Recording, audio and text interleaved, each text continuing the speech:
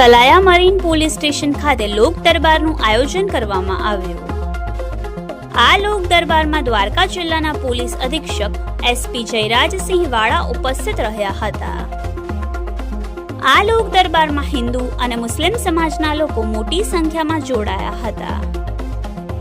લોક દરબાર દરમિયાન એસપી જયરાજસિંહ વાળાએ નાગરિકો સાથે વિવિધ સ્થાનિક પ્રશ્નો અને કાયદો વ્યવસ્થા સંબંધિત મુદ્દાઓ પર ચર્ચા કરી હતી તેમજ લોકોની રજૂઆતો સાંભળી હતી. તાજેતરમાં સંપન્ન થયેલા મુસ્લિમ સમાજના પવિત્ર તહેવાર મોહરમ દરમિયાન પોલીસ દ્વારા કરવામાં આવેલી ચુસ્ત સુરક્ષા અને સુવ્યવસ્થિત બંદોબસ્તના કારણે સમગ્ર કાર્યક્રમ શાંતિપૂર્ણ માહોલમાં પૂર્ણ થયો હતો.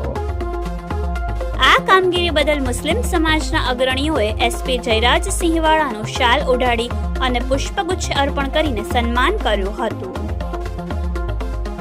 આ પ્રસંગે ડીવાયએસપી, સ્થાનિક પીઆઈ સહિત પોલીસ વિભાગના અધિકારીઓ અને સમાજના આગેવાનો ઉપસ્થિત રહ્યા હતા. Reporter Avesh Baloch, Yashvi Gujarat news, Salaya.